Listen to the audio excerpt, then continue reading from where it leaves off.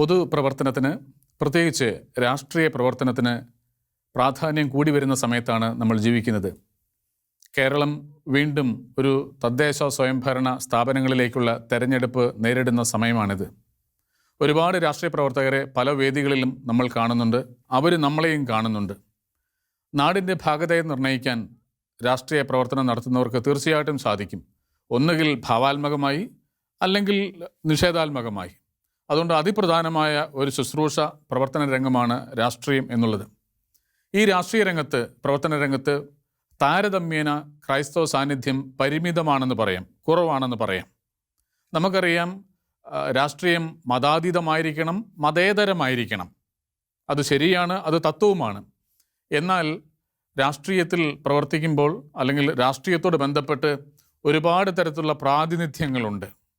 മതസമൂഹങ്ങളെ, വിവിധ തരത്തിലുള്ള ന്യൂനപക്ഷങ്ങളെ, ലിംഗഭേദം, ജാതി, പല തരത്തിലുള്ള പ്രാതിനിധ്യങ്ങൾ ഉൾപ്പെടുന്നതാണ് ജനാധിപത്യത്തിലെ പ്രാതിനിധ്യം എന്നുള്ള കാര്യം നമുക്കറിയാം. അതുകൊണ്ട് തെരഞ്ഞെടുപ്പ് വരുമ്പോഴും തെരഞ്ഞെടുപ്പിന് ശേഷവും രാഷ്ട്രീയത്തിൽ എന്തുമാത്രം ക്രൈസ്തവ സാന്നിധ്യമുണ്ടെന്നും അതിൻ്റെ പ്രസക്തി എന്താണെന്നും അവർക്ക് ചെയ്യാൻ പറ്റുന്ന സംഭാവനകൾ എന്താണെന്നും നമ്മൾ ചിന്തിക്കേണ്ടതുണ്ട്. ആദ്യം പരിഗണിക്കേണ്ട കാര്യം, എന്തുകൊണ്ട് ഒരുപക്ഷെ അനേകം ക്രൈസ്തവർ രാഷ്ട്രീയ പ്രവർത്തനത്തെയും പൊതുപ്രവർത്തനത്തെയും നിരാകരിക്കുന്നു, വേണ്ട എന്ന് വയ്ക്കുന്നു, അല്ലെങ്കിൽ സ്വീകാര്യമായിട്ട് കാണുന്നില്ല എന്ന് നമ്മൾ ചിന്തിക്കേണ്ടതുണ്ട്. പൊതുവെ പറയാവുന്നൊരു കാര്യം, അനേകം പേരെ സംബന്ധിച്ച് രാഷ്ട്രീയത്തോട് ഒരു തരത്തിലുള്ള വേണ്ട വേണം ചിന്തയാണ്. അതായത് സാധാരണഗതിയിൽ രാഷ്ട്രീയത്തെ അകറ്റി നിർത്തുകയും എന്നാൽ അത്യാവശ്യം വന്നാൽ രാഷ്ട്രീയക്കാരെ സമീപിക്കുകയും ആശ്രയിക്കുകയും ചെയ്യുന്ന സ്ഥിതി അനേകം പേരെ സംബന്ധിച്ച് ശരിയാണ്. ചെറുപ്പക്കാർ വളരെയേറെ പേര് രാഷ്ട്രീയ പ്രവർത്തനത്തെ, പൊതുപ്രവർത്തനത്തെ അകറ്റി നിർത്തുന്ന പ്രവണത നമ്മുടെ നാട്ടിലുണ്ട്, പ്രത്യേകിച്ചും ക്രൈസ്തവരുടെ ഇടയിലുണ്ട്. അതിന് പല കാരണങ്ങളുണ്ട്. പല കാരണങ്ങളാൽ ഇതൊരു സ്വീകാര്യമായ ജീവിത വഴിയായിട്ടോ അല്ലെങ്കിൽ ഒരു സ്വീകാര്യമായ ജീവിതാവസ്ഥയായിട്ടോ പോലും കാണുന്നില്ല എന്നുള്ളതാണ് വാസ്തവം. പല കാരണങ്ങളും നിഷേധാത്മകമാണ് എന്നുള്ളതും ശരിയാണ്. ഒരുപാട് പേരെ സംബന്ധിച്ച് രാഷ്ട്രീയത്തെക്കുറിച്ച് മതിപ്പില്ലായ്മയുണ്ട്. അതായത് രാഷ്ട്രീയത്തിൽ നടമാടുന്ന അല്ലെങ്കിൽ ആക്ഷേപിക്കപ്പെടുന്ന എല്ലാ കൊള്ളരുതായ്മകളും അവരെ രാഷ്ട്രീയത്തിൽ നിന്ന് അകറ്റുന്നുണ്ട് എന്നുള്ളതാണ് വാസ്തവം.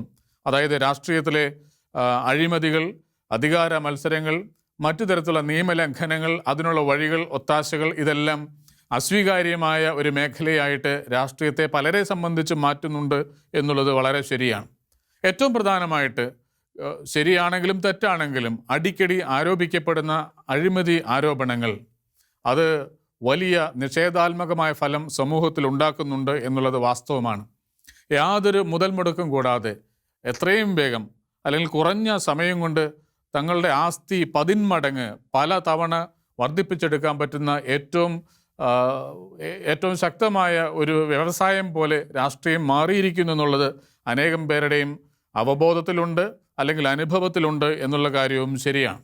അതുപോലെ തന്നെ അക്രമ രാഷ്ട്രീയത്തിൽ ഇരയായോ വേട്ടക്കാരനായോ ഇടപെടാൻ താല്പര്യമില്ലാത്ത സാഹചര്യവും അനേകം പേരെ രാഷ്ട്രീയത്തിൽ നിന്ന് മാറ്റി നിർത്തുന്നുണ്ട്, അകറ്റി നിർത്തുന്നുണ്ട് എന്നുള്ളതും ശരിയാണ്. കുടുംബങ്ങൾ സാധാരണഗതിയിൽ പ്രോത്സാഹിപ്പിക്കുന്ന ഒരു ജീവിത അവസ്ഥയോ അല്ലെങ്കിൽ ഒരു സാധ്യതയോ പോലുമല്ല പലപ്പോഴും രാഷ്ട്രീയം എന്നുള്ളതും വാസ്തവമാണ്. കാരണം രാഷ്ട്രീയത്തിൽ പ്രവർത്തിച്ച് രാഷ്ട്രീയത്തിൻ്റെ വഴികളിലൂടെ സഞ്ചരിച്ച് നഷ്ടപ്പെട്ടു പോവുകയും നശിച്ചു പോവുകയും ചെയ്ത കഥകൾ പല കുടുംബങ്ങളുടെയും ഓർമ്മയിലും സമീപത്തും അനുഭവത്തിലും ഉണ്ട് എന്നുള്ളതും വാസ്തവമാണ്. അതുപോലെ തന്നെ സഭയും വളരെ കാര്യമായിട്ട് അടുത്ത കാലം വരെയും രാഷ്ട്രീയ പ്രവർത്തനത്തിന് തങ്ങളുടെ ചെറുപ്പക്കാരെ പ്രോത്സാഹിപ്പിച്ചിട്ടില്ല എന്നുള്ളതും സത്യമാണ്. നിഷേധിച്ചിട്ടില്ല, അതേസമയം വലിയ പ്രോത്സാഹനം കൊടുക്കാതിരുന്ന സാഹചര്യവും ഉണ്ടായിട്ടുണ്ട്. ഉദാഹരണം പറഞ്ഞാൽ, സഭാ സംഘടനകളിൽ പ്രവർത്തിക്കുന്നവർ രാഷ്ട്രീയ പ്രവർത്തനത്തിന് പോകാതിരിക്കണം എന്നുള്ള അലിഖിതമായൊരു നിയമമെങ്കിലും കുറച്ച് സ്ഥലങ്ങളിൽ, ചിലയിടങ്ങളിലെങ്കിലും ഉണ്ടായിരുന്നു എന്നുള്ളതും വാസ്തവമാണ്. അപ്പോൾ അതുകൊണ്ട് അനേക കാരണങ്ങൾ, പ്രത്യേകിച്ച് പഠിച്ച് നല്ല ജോലി നേടി സ്വദേശത്തോ വിദേശത്തോ ജീവിച്ച് സമ്പാദിക്കണം എന്നുള്ള വിചാരം അനേകം പേരെ ഭരിക്കുന്നുണ്ട് എന്നുള്ളൊരു സത്യമാണ്. പിന്നെ അനേക കാരണങ്ങൾ കൂടി നിൽക്കുന്ന ഈ മേഖലയിൽ താല്പര്യത്തോടുകൂടെ ഒരു ദൈവവിളി എന്ന മട്ടിൽ സ്വീകരിച്ച് രാഷ്ട്രീയത്തിൽ പ്രവർത്തിക്കാനും ശുശ്രൂഷ ചെയ്യാനും മനസ്സ് കാണിക്കുന്ന ചെറുപ്പക്കാരുടെ എണ്ണം താരതമ്യേന കുറവാണ് ക്രിസ്തീയ സമൂഹത്തിൽ എന്നുള്ള കാര്യം നമ്മൾ സമ്മതിക്കേണ്ടതായിട്ടുണ്ട്. ഈ സാഹചര്യത്തിൽ നമ്മൾ ചിന്തിക്കേണ്ടത് പൊതുപ്രവർത്തനത്തിന്, രാഷ്ട്രീയ പ്രവർത്തനത്തിന് പൊതുവായ ഒരു സ്വീകാര്യത നമ്മളുടെ ഇടയിൽ കൂടുതലായി കിട്ടേണ്ടതുണ്ട്. വ്യക്തികൾക്ക് തങ്ങളുടെ തീരുമാനങ്ങൾ, തങ്ങളുടേതായ വഴികൾ തീർച്ചയായിട്ടും സ്വീകരിക്കാനുള്ള സ്വാതന്ത്ര്യമുണ്ട്, അവകാശമുണ്ട്. രാഷ്ട്രീയത്തിൽ പ്രവർത്തിക്കുകയോ പ്രവർത്തിക്കാതിരിക്കുകയോ ചെയ്യാൻ വ്യക്തികൾക്ക് അത് അവരുടെ വ്യക്തിപരമായ തീരുമാനമാണ്. അതിനെ നമ്മൾ ഇകഴ്ത്താൻ പാടില്ല എന്നുള്ളതും സത്യമാണ്. എന്നാൽ പൊതുസമൂഹത്തിൽ പ്രവർത്തിക്കാനുള്ള ഈ താല്പര്യം ക്രൈസ്തവ യുവതി യുവാക്കളുടെ ഇടയിൽ ജനിപ്പിക്കുക എന്നുള്ളത് ഒരു സമൂഹം എന്ന നിലയിൽ, സമുദായം എന്ന നിലയിൽ അത്യാവശ്യമായിട്ടുള്ള കാര്യമാണ്. അതിനാദ്യം നടക്കേണ്ട പടി, ആദ്യമായിട്ടുണ്ടാകേണ്ട സംഗതി ഈ വിഷയത്തെപ്പറ്റി, അനുബന്ധമായ കാര്യങ്ങളെപ്പറ്റിയുള്ള തുറന്ന ചർച്ചകളാണ്. ആദ്യത്തെ പടിയാണ്. ആദ്യത്തെ പടി ഇലക്ഷനിൽ കുറേ പേര് നിൽക്കുന്നു, മത്സരിക്കുന്നു എന്നുള്ളത് മാത്രമല്ല, മറിച്ച് ആദ്യത്തെ പടി ഈ കാര്യത്തെക്കുറിച്ചുള്ള ശരിയായ അവബോധം ജനിപ്പിക്കുന്ന തരത്തിലുള്ള തുറന്ന ചർച്ചകളും അനുകൂലമായ അന്തരീക്ഷങ്ങൾ ജനിപ്പിക്കലും അതുപോലെ നല്ല ബോധ്യങ്ങൾ കൈമാറലുമാണ്. ഇതിനെ നമ്മളെ സഹായിക്കുന്ന ഏതാനും അടിസ്ഥാന ചിന്തകളും ബോധ്യങ്ങളുമാണ് പങ്കുവയ്ക്കാനായിട്ട് ആഗ്രഹിക്കുന്നത്. ഒന്നാമത്തെ കാര്യമായി പറയാനുള്ളത്, പൊതുപ്രവർത്തനം എന്നുള്ളത് ഒരു ദൈവവിളിയായിട്ട് ഒരാൾക്ക് സ്വീകരിക്കാവുന്നതാണ്. പൊതുപ്രവർത്തനം എന്നുള്ളത് തന്നെ ഒരു ദൈവവിളിയായിട്ട് ഒരാൾക്ക് സ്വീകരിക്കാവുന്നതാണ്. പഴയ നിയമത്തിൽ ദൈവം ഒരു ജനത്തെ ഒരുക്കി വളർത്തിക്കൊണ്ടുപോരുമ്പോൾ ആ ജനത്തെ നയിക്കാനുള്ള രാജാക്കന്മാരെയും ന്യായാധിപന്മാരെയും പ്രവാചകന്മാരെയും പുരോഹിതന്മാരെയും കർത്താവ് തന്നെ തിരഞ്ഞെടുത്ത് നിയോഗിക്കും നമ്മൾ കാണുന്നുണ്ട്. ദൈവത്തിൻ്റെ ജനമായിരുന്നു അവരെ നയിക്കാൻ കർത്താവ് യോഗ്യരായ, യുക്തരായ ആൾക്കാരെ നയിക്കുകയും നിയമിക്കുകയും ചെയ്യുന്നത് നമ്മൾ കാണുന്നുണ്ട്. മോശയുടെ ശുശ്രൂഷ തന്നെ എത്രയോ വലിയ തലങ്ങളിൽ നിന്നതാണ്. ആത്മീയമായ ഒരു ശുശ്രൂഷ മാത്രമായിരുന്നില്ല അത്, മറിച്ച് ഈ ആത്മീയമായ ശുശ്രൂഷ ചെയ്യുമ്പോൾ തന്നെ മോശ ചെയ്തുകൊണ്ടിരുന്നത് അപ്പത്തിൻ്റെയും ജലത്തിൻ്റെയും ശുശ്രൂഷ ചെയ്തുകൊണ്ട് ആ ജനത്തെ മുന്നോട്ട് നയിച്ചു എന്നുള്ള കാര്യമാണ്. അതുകൊണ്ട് ഈ പൊതുപ്രവർത്തനം എന്നുള്ളത് രാഷ്ട്രീയത്തിലാണെങ്കിലും അല്ലെങ്കിലും അതിന് ദൈവവിളിയുടെ സ്വഭാവം ആർജിക്കാൻ സാധിക്കും. പുതിയ നിയമത്തിൽ നമ്മൾ കാണുന്ന കാര്യം, അതായത് ഒരാളും തനിക്ക് വേണ്ടി തന്നെ അല്ല ജീവിക്കേണ്ടത്, എല്ലാവർക്കും വേണ്ടി, പൊതുസമൂഹത്തിന് വേണ്ടി പരസ്പരം ശുശ്രൂഷ ചെയ്തുകൊണ്ട് ജീവിക്കേണ്ടതാണ് എന്നുള്ള ചിന്ത പൊതുവെ പുതിയ നിയമത്തിൽ നമ്മൾ കാണുന്ന കാര്യമാണ്. പുതിയ നിയമത്തിൽ ജനാധിപത്യത്തെപ്പറ്റിയും ജനാധിപത്യത്തിലെ തെരഞ്ഞെടുപ്പിനെ പറ്റി ചർച്ച ചെയ്യുന്ന വിഷയങ്ങൾ നമ്മൾ കാണുന്നില്ല. അതുകൊണ്ട് നമ്മൾക്ക് ഇപ്പോഴത്തെ സാഹചര്യത്തിൽ കൃത്യമായ രീതിയിൽ എടുക്കാവുന്ന പരാമർശങ്ങൾ നമ്മൾ കണ്ടു എന്ന് വരികയില്ല. പക്ഷേ ഓർക്കേണ്ട കാര്യം, ഈ ശുശ്രൂഷയുടെ അവബോധം മനുഷ്യരുടെ ഇടയിൽ ജനിപ്പിക്കുന്ന തരത്തിൽ അനേകം കാര്യങ്ങൾ പുതിയ നിയമത്തിൽ പറയുന്നതായിട്ട് നമുക്ക് കാണാൻ സാധിക്കും. അതുകൊണ്ട് പൊതുപ്രവർത്തനം എന്നുള്ളത് ഒരു ദൈവവിളിയായിട്ട് ഒരാൾക്ക് മനസ്സിലാക്കാനും സ്വീകരിക്കാനും സാധിക്കും. രണ്ടാമതായി, പൊതുപ്രവർത്തനം നടത്തുന്ന ഒരാൾക്ക് അല്ലെങ്കിൽ രാഷ്ട്രീയ പ്രവർത്തനം നടക്കുന്ന ആൾക്ക് ക്രൈസ്തവ ബോധ്യങ്ങളനുസരിച്ചാണ് അത് ചെയ്യുന്നതെങ്കിൽ അയാൾക്ക് ദൈവരാജ്യ സ്ഥാപനത്തിൽ പങ്കാളിത്തം വഹിക്കാൻ സാധിക്കും. ക്രൈസ്തവ ബോധ്യമനുസരിച്ച് രാഷ്ട്രീയ പ്രവർത്തനം, പൊതുപ്രവർത്തനം നടത്തുന്ന ഒരാൾക്ക് ദൈവരാജ്യ സ്ഥാപനത്തിൽ പങ്കാളിത്തം വഹിക്കാൻ സാധിക്കും. വിശുദ്ധ ലൂക്കായുടെ സുവിശേഷം 4-ാം അധ്യായം 18-ാമത്തെ വാക്യം ഈശോ തൻ്റെ ആദ്യത്തെ പ്രസംഗത്തിൽ വായിച്ച വാക്യങ്ങളാണ്. യെശയ്യാ പ്രവചനം ഉദ്ധരിച്ചുകൊണ്ട് കർത്താവ് പറഞ്ഞ കാര്യം, തന്നെക്കുറിച്ച്, തൻ്റെ ശുശ്രൂഷയെക്കുറിച്ച് പറഞ്ഞ കാര്യം, ദരിദ്രരോട് സുവിശേഷം പ്രസംഗിക്കാനും ബന്ധിതർക്ക് മോചനവും അന്ധർക്ക് കാഴ്ചയും അടിച്ചമർത്തപ്പെട്ടവർക്ക് സ്വാതന്ത്ര്യം പ്രഖ്യാപിക്കാൻ തൻ്റെ ശുശ്രൂഷ താൻ ആരംഭിക്കാൻ പോകുന്നു എന്നാണ് കർത്താവ് അവിടെ പറഞ്ഞ കാര്യം. ഇതേ കാര്യങ്ങൾ തികച്ചും ഭൗതികമായ അർത്ഥത്തിൽ തന്നെ നിർവഹിക്കാൻ രാഷ്ട്രീയ പ്രവർത്തനം നടത്തുന്നവർക്ക് തീർച്ചയായിട്ടും സാധിക്കും. അതുവഴി അവർ ദൈവരാജ്യ സ്ഥാപനത്തിൻ്റെ ആദ്യത്തെ പടിയിലൂടെ ആയിരിക്കും സഞ്ചരിക്കുക എന്നുള്ള കാര്യം നമുക്ക് ഓർക്കാം. അപ്പോൾ ദൈവരാജ്യ സ്ഥാപനത്തിൽ ഭൗതികവും ആത്മീയവുമായിട്ടുള്ള അംശങ്ങൾ ഉൾപ്പെട്ടിട്ടുണ്ട്. അതിൽ ഭൗതികമായ തലത്തിൽ കാര്യമായ രീതിയിൽ, ഭാവാത്മകമായ രീതിയിൽ പ്രവർത്തിക്കാൻ തീർച്ചയായിട്ടും രാഷ്ട്രീയ പ്രവർത്തനം കൊണ്ട് സാധിക്കും. ഏറ്റവും പ്രധാനമായിട്ടും ഘടനാപരമായ രീതിയിൽ, സ്ട്രക്ചറലായ രീതിയിൽ ഇടപെടലുകൾ നടത്താൻ രാഷ്ട്രീയ പ്രവർത്തനം നടത്തുന്നവർക്ക് തീർച്ചയായിട്ടും ഇടയാവും. ഫ്രാൻസിസ് മാർപ്പാപ്പയുടെ ഏറ്റവും പുതിയ ചാക്രിക ലേഖനം, എല്ലാവരും സോദരർ അല്ലെങ്കിൽ ഫ്രത്തേലി തൂത്തി എന്ന പേരിലുള്ള ചാക്രിക ലേഖനത്തിൻ്റെ 186-ാമത്തെ ഖണ്ഡികയിൽ പാപ്പ പറയുന്ന ഒരു കാര്യം, ഒരു പുഴ അത് കടക്കാനായിട്ട് ഒരു വൃദ്ധനെ നിങ്ങൾ സഹായിക്കുകയാണ് എന്ന് കരുതുക.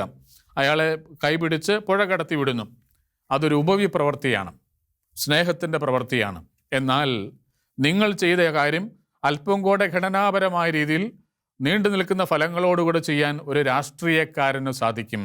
അയാൾക്ക് ആ സ്ഥലത്ത് ആ പുഴയ്ക്ക് കുറുകെ ഒരു പാലം നിർമ്മിക്കാനുള്ള തീരുമാനങ്ങൾ എടുക്കാനുള്ള സാധ്യതയുണ്ട്. അതായത് അതും സ്നേഹപ്രവൃത്തിയാണ് എന്നാണ് മാർപ്പാപ്പ പറയുന്ന കാര്യം. അതുകൊണ്ട് ദൈവരാജ്യത്തിൻ്റെ സ്ഥാപനത്തിൽ കാര്യമായ രീതിയിൽ ക്രിയാത്മകമായ രീതിയിൽ പങ്കുപറ്റാൻ രാഷ്ട്രീയ പ്രവർത്തനം നടത്തുന്നവർക്ക് സാധിക്കും. മൂന്നാമതായിട്ട് നമുക്ക് പറയാവുന്ന കാര്യം, രാഷ്ട്രീയ പ്രവർത്തനത്തിലൂടെ പൊതു നന്മ, കോമൺ ഗുഡ് അല്ലെങ്കിൽ നീതി ഇവയെല്ലാം നടപ്പിലാക്കാൻ തീർച്ചയായിട്ടും സാധിക്കും. സഭയുടെ സാർവത്രിക മതബോധന ഗ്രന്ഥം 1913 മുതൽ 15 വരെയുള്ള ഖണ്ഡികകളിൽ ഇതിനെപ്പറ്റി പറയുന്നുണ്ട്. അതായത് പൊതു നന്മയ്ക്ക് വേണ്ടി പ്രവർത്തിക്കുന്നത് ക്രൈസ്തവ കടമയാണ്. ഒരു സമൂഹത്തിൽ ചെറുതോ വലുതോ ആയിക്കൊള്ളട്ടെ, അതിൻ്റെ പരിധിക്കുള്ളിലെ പൊതു നന്മയ്ക്ക് വേണ്ടി പ്രവർത്തിക്കുക എന്നുള്ളത് ഒരു ക്രൈസ്തവമായ കടമയാണ്. അത് കാര്യമായ രീതിയിലും വളരെ സജീവമായിട്ടും ക്രിയാത്മകമായിട്ടും ചെയ്യാൻ രാഷ്ട്രീയ പ്രവർത്തനം നടത്തുന്നവർക്ക് സാധിക്കും. പ്രത്യേകിച്ചും മതേതരമായ രീതിയിൽ എല്ലാവരെയും ഉൾപ്പെടുത്തിക്കൊണ്ട് ജാതി മതഭേദമന്യേ ഈ സേവനത്തിൻ്റെ ഫലം എത്തിച്ചു കൊടുത്തുകൊണ്ട് ചെയ്യാൻ ഒരു രാഷ്ട്രീയ പ്രവർത്തകന് സാധിക്കും. അതിന് സഹായിക്കുന്ന ക്രൈസ്തവ ബോധ്യങ്ങൾ തീർച്ചയായിട്ടും അനേകമുണ്ട് എന്നുള്ള കാര്യവും നമ്മൾ ഓർക്കുന്നത് നല്ലതാണ്. അതുപോലെ തന്നെ ക്രൈസ്തവരുടെ രാഷ്ട്രീയ സാന്നിധ്യവും പ്രാതിനിധ്യവും ക്രൈസ്തവരെ സംബന്ധിച്ചും പ്രധാനപ്പെട്ടതാണ്. ക്രൈസ്തവ വിശ്വാസികളെ സംബന്ധിച്ച് അല്ലെ ക്രൈസ്തവ പൗരന്മാരെ സംബന്ധിച്ചും പ്രധാനപ്പെട്ട കാര്യമാണ്. അതായത് ക്രൈസ്തവരുടെ പ്രാതിനിധ്യം രാഷ്ട്രീയത്തിൽ ഉണ്ടാകുക എന്ന് പറയുന്നത് അവരെ സംബന്ധിച്ച് അവരുടെ അവകാശങ്ങൾ ലംഘിക്കപ്പെടാതെ നോക്കാനുള്ള പ്രത്യേകമായ അവസരവും കടമയും അവർക്ക് കൊടുക്കും. അതായത് ഒരു ക്രിസ്ത്യാനിയാണെന്നതിൻ്റെ പേരിൽ ഒരാളും പാർശ്വവൽക്കരിക്കപ്പെടാൻ പാടില്ല, ഒരാളും മാറ്റി നിർത്തപ്പെടാൻ പാടില്ല. ഒരു ക്രിസ്ത്യാനിയാണെന്നതിൻ്റെ പേരിൽ ഒരാളുടെയും ഒരു കച്ചവടക്കാരൻ്റെയും കച്ചവടം പൊട്ടിപ്പോകാൻ പാടില്ല. ഒരു ക്രിസ്ത്യാനിയാണെന്നതിൻ്റെ പേരിൽ ഒരാൾ പോലും സ്ഥലം വിറ്റ് ആ നാട് വിട്ടു പോകേണ്ട സാഹചര്യം ഉണ്ടാകാൻ പാടില്ല. ഒരു ക്രിസ്ത്യാനിയാണെന്നതിൻ്റെ പേരിൽ ഒരാളുടെ സംവരണ ആനുകൂല്യങ്ങൾ അട്ടിമറിക്കപ്പെടാൻ പാടില്ല. ഒരു ക്രിസ്ത്യാനിയാണെന്നതിൻ്റെ പേരിൽ ഒരാളുടെ ജോലി സാധ്യത ഇല്ലാതാകാൻ പാടില്ല. ഒരു ക്രിസ്ത്യാനിയാണെന്നതിൻ്റെ പേരിൽ ഒരാൾ ഒരു ജനപ്രതിനിധിയാകാനുള്ള സാധ്യത കൈവിട്ടു പോകുന്ന സാധ്യത ഉണ്ടാകാതിരിക്കണം. അതുപോലെ മതകാര്യങ്ങളിൽ വിവേചനം നേരിടാൻ ഇടയാകാതിരിക്കണം. പ്രണയക്കെണികളിൽ നമ്മളുടെ കുട്ടികൾ പെട്ടുപോകാതിരിക്കാനുള്ള കരുതലും ആ സാധ്യതകളെല്ലാം ഒരുക്കപ്പെടേണ്ടതുണ്ട്. അതുകൊണ്ട് ഇങ്ങനെ അനേക കാര്യങ്ങളിൽ വിശ്വാസികൾക്ക് വിശ്വാസികളുടേതായ അവകാശങ്ങൾ സംരക്ഷിക്കപ്പെടാൻ അത് ഉറപ്പുവരുത്താൻ തീർച്ചയായിട്ടും ക്രൈസ്തവരുടെ രാഷ്ട്രീയ സാന്നിധ്യം ഉപകാരപ്പെടും, സഹായിക്കും എന്നുള്ള കാര്യം വളരെ പ്രധാനപ്പെട്ട സംഗതിയാണ്. അതുപോലെ തന്നെ രാഷ്ട്രീയത്തെ കുറ്റം പറയുകയും മാറ്റി നിർത്തുകയും അന്ധകാര മേഖലയായിട്ട് കാണുകയും ചെയ്യുന്നത് അത് തീർച്ചയായിട്ടും ക്രിയാത്മകമായിട്ടുള്ള സമീപനമല്ല. ക്രിയാത്മകമായ സമീപനം എന്നുള്ളത് രാഷ്ട്രീയത്തെ നവീകരിക്കുക എന്നുള്ളതാണ്. രാഷ്ട്രീയത്തിൻ്റെ ഉദ്ദേശശുദ്ധിയും പ്രവർത്തന രീതിയും അതിൻ്റെ ഫലദായകത്വത്തെയും നവീകരിക്കുക എന്നുള്ളത് വളരെ പ്രധാനപ്പെട്ട കാര്യമാണ്. എവിടെയൊക്കെ അധികാരവും പണവും സ്വാധീനവും ഒന്നിച്ചു വരുന്നോ, അധികാരം, പണം, സ്വാധീനം, ഇത് മൂന്നും ഒന്നിച്ചു വന്നാൽ ജീർണതയുണ്ടാകുമെന്നുള്ളത് സാധാരണ സത്യമാണ്. ജീർണതയുണ്ടാകും, പലതരത്തിലുള്ള ജീർണതകൾ ഉണ്ടാകും. അപ്പോൾ ഈ ജീർണതകളെ മറികടക്കും വിധത്തിൽ ഈ മേഖലയെ ശുദ്ധീകരിക്കാൻ ക്രൈസ്തവ ബോധ്യങ്ങളുള്ള, സുവിശേഷ പ്രമാണങ്ങൾ വിശ്വസിക്കുന്ന, സ്വീകരിക്കുന്ന, ഏറ്റുപറയുന്നവരുടെ സാന്നിധ്യം തീർച്ചയായിട്ടും സഹായിക്കും എന്നുള്ളതാണ് പ്രധാനപ്പെട്ട കാര്യം. അതല്ലാതെ എല്ലാവരും ഒരു ശർക്കരക്കുരത്തിൽ എല്ലാവരും കൈയിടുന്നു, എനിക്കും ഞങ്ങൾക്കും കൈയിടണമെന്ന് പറയുന്നതല്ല രാഷ്ട്രീയത്തിലെ ക്രൈസ്തവ സാന്നിധ്യത്തിൻ്റെ ന്യായീകരണം എന്നുള്ള കാര്യം നമ്മൾ ഓർക്കണം. അതുകൊണ്ട് നവീകരണം എന്നുള്ള ഈ ഒരു സാധ്യതയെപ്പറ്റി കൂടെ ഗൗരവമായിട്ട് നമ്മൾ ചിന്തിക്കേണ്ടതുണ്ട്. നവീകരണം വരാനുള്ള വഴി രാഷ്ട്രീയത്തെ വീണ്ടും വീണ്ടും ഒരു സേവന മേഖലയാക്കി മാറ്റുക എന്നുള്ളതാണ് പ്രധാനപ്പെട്ട കാര്യം. കൂടുതൽ കൂടുതൽ സേവനത്തിനുള്ള വിശാലമായൊരു വഴിയായിട്ട് കാണുകയും മനസ്സിലാക്കുകയും ചെയ്യുക എന്നുള്ളത് പ്രധാനപ്പെട്ട കാര്യമാണ്. ഇത്തരത്തിൽ ചെയ്യുന്ന അനേകം പേരുണ്ട്. തികച്ചും അന്ധകാരം നിറഞ്ഞൊരു മേഖലയല്ല, മറിച്ച് വളരെ പ്രകാശപൂർണമായ രീതിയിൽ രാഷ്ട്രീയത്തെ ഉപയോഗിക്കുന്ന ക്രൈസ്തവരും അല്ലാത്തവരുമായ കുറേയേറെ പേരുണ്ട്. അവരുടെ കുലം വർദ്ധിക്കുക എന്നുള്ളത് വളരെ പ്രധാനപ്പെട്ട കാര്യമാണ്. മാനവിക മൂല്യങ്ങൾക്ക്, മതേതരമായ മൂല്യങ്ങൾക്ക്, സുവിശേഷത്തിൻ്റെതായ മൂല്യങ്ങൾക്ക് സാക്ഷികളെ ആവശ്യമുണ്ട്. അവരൊക്കെ വലിയ മാതൃകകളായിട്ട് വീണ്ടും വീണ്ടും ഈ പൊതുപ്രവർത്തന മണ്ഡലങ്ങളിൽ ഉദിച്ച് വരേണ്ടതുണ്ട്. അതിനുള്ള സാധ്യതകൾ കൂടെ നമ്മൾ പരിഗണിക്കേണ്ടതുണ്ട്. അങ്ങനെയൊക്കെ സംഭവിക്കണമെങ്കിൽ നമ്മൾ പ്രായോഗികമായിട്ട് പരിഗണിക്കേണ്ട കാര്യങ്ങൾ എന്തൊക്കെയാണ്? ഒരു സമുദായം എന്ന നിലയിൽ, സഭയെന്ന നിലയിൽ, വിശ്വാസ സമൂഹം എന്ന നിലയിൽ എന്തെല്ലാം കാര്യങ്ങളാണ് ചെയ്യേണ്ടത്? ഒന്നാമതായി അൽമായരുടെ ശാക്തീകരണം അത് കാര്യമായിട്ട് നടക്കേണ്ടതുണ്ട്. തത്വത്തിൽ ഇതെല്ലാവരും സമ്മതിക്കുന്ന കാര്യമാണ്. അൽമായർ ശക്തീകരിക്കപ്പെടണം. ഒപ്പം തന്നെ അവരുടെ ദൃശ്യ സാന്നിധ്യം സാധിക്കുന്നിടത്തെല്ലാം ഉണ്ടാകേണ്ടതുണ്ട്. അതായത് അവരുടെ ദൃശ്യപരത അവർ കൂടുതൽ കൂടുതൽ വെളിവാക്കപ്പെടേണ്ടതുണ്ട്. അതുകൊണ്ട് അവർ പൊതുസമൂഹത്തിൽ കൂടുതൽ ദൃശ്യരായിട്ട് മാറുക എന്നുള്ളത് വളരെ പ്രധാനപ്പെട്ട കാര്യമാണ്. അതുകൊണ്ട് അൽമായ നേതാക്കളെ പ്രോത്സാഹിപ്പിക്കാത്തത് വൈദിക നേതൃത്വമാണോ അല്ലയോ എന്നുള്ള കാര്യം തർക്കിക്കുന്നവരും ന്യായാന്യായങ്ങൾ ഉന്നയിക്കുന്നവരുമുണ്ട്. അത് തർക്ക വിഷയമായിട്ട് അവിടെ നിൽക്കട്ടെ. അതേസമയം നമ്മുടെ സമൂഹത്തിൽ നിന്ന്, സമുദായത്തിൽ നിന്ന് ഉയർന്നു വരുന്ന അൽമായ നേതാക്കളെ പ്രോത്സാഹിപ്പിക്കാത്തതിൻ്റെ ഒരു പങ്ക് ചിലപ്പോഴെങ്കിലും അൽമായ സമൂഹങ്ങളിൽ തന്നെ ആരോപിക്കുന്ന വ്യക്തികളുമുണ്ട്. ഇതൊക്കെ ചർച്ച ചെയ്യപ്പെടേണ്ട വിഷയങ്ങളാണ്. രണ്ടാമതായി നമുക്ക് അതിശക്തമായ ഒരു സഭാ അവബോധവും സമുദായ സ്നേഹവും കൂടി ആവശ്യമുണ്ട്. അത് പറയുമ്പോൾ ഉടനെ തന്നെ കൂട്ടിച്ചേർക്കാൻ ഞാൻ ആഗ്രഹിക്കുന്നു, ഇത് മറ്റാർക്കെങ്കിലും എതിരായിട്ടാവരുത്. മറ്റേതെങ്കിലും സമുദായത്തിനോ സമൂഹത്തിനോ മത വിഭാഗങ്ങൾക്കോ എതിരായിട്ടാവരുത്. ആരുടെയും അവകാശങ്ങൾ കവരാൻ വേണ്ടിയിട്ടാവരുത്. ആരെയും തോൽപ്പിക്കാൻ വേണ്ടിയിട്ടാവരുത്. ആരെയും തകർക്കാൻ വേണ്ടിയിട്ടാവരുത്. മറിച്ച് ഓരോ സമൂഹവും പുഷ്ടിപ്പെടുകയും ബലപ്പെടുകയും ചെയ്യുന്നത് പൊതുസമൂഹത്തെ ശക്തിപ്പെടുത്തുന്നുള്ള അവബോധത്തിൽ നിന്ന് മാത്രം ആയിരിക്കണം. അതുപോലെ തന്നെ നമ്മൾ ചെയ്യേണ്ട വേറൊരു കാര്യം, ഒരുപക്ഷെ ക്രൈസ്തവ സമൂഹങ്ങൾക്ക് പരമ്പരാഗതമായിട്ടും തലമുറയായിട്ടുള്ള വലിയൊരു സുരക്ഷിത ബോധം കേരളത്തിലുണ്ട്. എല്ലാം സുരക്ഷിതമായിരിക്കും, എപ്പോഴും സുരക്ഷിതമായിരിക്കും. ഇതിനെപ്പറ്റിയുള്ള വിചാരങ്ങൾ വരേണ്ട കാലമാണ്. എല്ലാം അരക്ഷിതമായിരിക്കുന്നു എന്ന് പറയാൻ വേണ്ടിയിട്ടില്ല, മറിച്ച് വിഷയത്തെപ്പറ്റിയുള്ള ചിന്തകളും ചർച്ചകളും ആലോചനകളും കാര്യമായ രീതിയിൽ യാഥാർത്ഥ്യബോധത്തോടുകൂടെ നടത്തേണ്ട സമയം കൂടിയാണ് ഇത് എന്ന് വിചാരിക്കുകയാണ്. അതുപോലെ തന്നെ പൊതുപ്രവർത്തനം, രാഷ്ട്രീയ പ്രവർത്തനം അത് നാടിനു വേണ്ടിയുള്ള സേവനമാണ്. നാടിനു വേണ്ടി പ്രവർത്തിക്കാൻ, ജനങ്ങൾക്ക് വേണ്ടി പ്രവർത്തിക്കാൻ, പൊതുരംഗത്ത് പ്രവർത്തിക്കാൻ അനേകം പേര് കൂടുതൽ പ്രോത്സാഹിപ്പിക്കപ്പെടേണ്ടതുണ്ട്. ഒരു സമൂഹം എന്ന നിലയിൽ, ഒരു സമുദായം എന്ന നിലയിൽ തന്നെയും, അതുപോലെ ഇടവക സമൂഹങ്ങൾ എന്ന നിലയിൽ നമ്മൾ തീർച്ചയായിട്ടും നമ്മുടെ കുട്ടികളെ, ചെറുപ്പക്കാരെ പൊതുപ്രവർത്തന രംഗത്തേക്ക് ആകർഷിക്കുകയും അവരെ പ്രോത്സാഹിപ്പിക്കുകയും അവർക്ക് അതിന് തക്കതായ മൂല്യബോധം കൊടുക്കുകയും ചെയ്യേണ്ടതുണ്ട്. അതായത് ഒരു വലിയ സേവന മേഖല തന്നെയാണ്. ഒരു നാടിന് വേണ്ടി, ഒരു ജനസമൂഹത്തിന് വേണ്ടി, ഒരു സംസ്കാരത്തിന് വേണ്ടി എന്തെല്ലാം കാര്യങ്ങൾ ചെയ്യാൻ സാധിക്കും, ഏതെല്ലാം രീതിയിൽ പ്രവർത്തിക്കാൻ സാധിക്കുമെന്നുള്ളത് വളരെ പ്രധാനപ്പെട്ട സംഗതിയായിട്ട് കാണേണ്ടതുണ്ട്. അതുപോലെ തന്നെ ഇത്രയും കാലം ഭാരതത്തിൽ ഉദാഹരണമായിട്ട് എടുത്താൽ ക്രൈസ്തവ സമൂഹങ്ങളുടെ, സഭയുടെ സംഭാവനകൾ ഏതൊക്കെയാണെന്നുള്ള കാര്യം നമ്മൾ പഠിച്ച് മനസ്സിലാക്കുകയും പറയുകയും ചെയ്യേണ്ടതുണ്ട്. അതാരെങ്കിലും മനഃപൂർവ്വം തമസ്കരിക്കുന്നുണ്ട് എന്നുള്ള അർത്ഥത്തിലല്ല പറയുന്നത്, മറിച്ച് നമ്മൾ തന്നെയും അതിൽ അഭിമാനപൂർവ്വം അത് കണ്ടെത്തുകയും മനസ്സിലാക്കുകയും പറയുകയും ചെയ്യേണ്ട ആവശ്യമുണ്ട് എന്നുള്ളതും വാസ്തവമാണ്. അതായത് അങ്ങനെ ഒരു പാരമ്പര്യം നമ്മുടെ ഈ രാജ്യത്തുണ്ട്, അത് നന്നായിട്ട് പറയപ്പെടേണ്ടതുണ്ട് എന്നുള്ള കാര്യവും നമ്മൾ ഓർക്കേണ്ടതായിട്ടുണ്ട്. അതുപോലെ പൊതുപ്രവർത്തന രംഗത്തേക്ക് ഒരുപാട് പേരെ ആകർഷിക്കാൻ, കാര്യം അത്ര പ്രസക്തമായി ഫലപ്രദമായ രീതിയിൽ ഇടപെടാൻ കഴിവുള്ള, മൂല്യബോധമുള്ള മനുഷ്യർ വരാൻ വേണ്ടി ക്രിസ്തീയ മൂല്യങ്ങൾ നമ്മൾ പൊതുസമൂഹത്തിൽ കൊണ്ടുവരുന്നതിനെപ്പറ്റി ആലോചിക്കേണ്ടതുണ്ട്. കൂടുതലായിട്ട് ക്രൈസ്തവ വിശ്വാസത്തിൻ്റെ ഭാഗമായി നമ്മൾ ഊന്നിപ്പറയുന്ന സാഹോദര്യം, പൊതുനന്മ, നീതി, സാധുജന സംരക്ഷണം, മതസൗഹാർദ്ദം തുടങ്ങിയ കാര്യങ്ങൾ ആവർത്തിച്ച് പറയപ്പെടുകയും അതിനുള്ള ഇടം നമ്മൾ പൊതുസമൂഹത്തിൽ വീണ്ടും കൽപ്പിക്കുകയും ചെയ്യേണ്ടതുണ്ട്.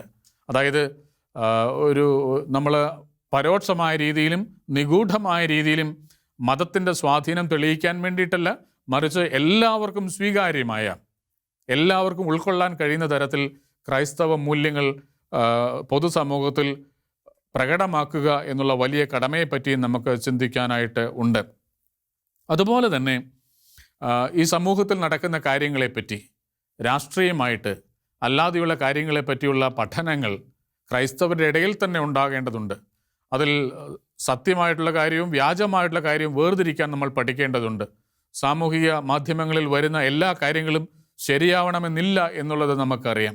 അപ്പം അങ്ങനെ സഭയെപ്പറ്റി, സമൂഹത്തെപ്പറ്റി, രാഷ്ട്രീയത്തെപ്പറ്റി, ഈ നാടിൻ്റെ ഭാവിയെപ്പറ്റി, പൊതു നന്മയെപ്പറ്റി വരുന്ന എല്ലാ കാര്യങ്ങളെപ്പറ്റിയും കൃത്യവും ജാഗ്രവത്തായതും ശാസ്ത്രീയമായിട്ടുള്ള പഠനങ്ങൾ ഉണ്ടാവുകയും നമുക്ക് അതിനെപ്പറ്റിയുള്ള അവബോധം കൂടുതൽ തെളിഞ്ഞ് വരികയും ചെയ്യേണ്ടതുണ്ട്.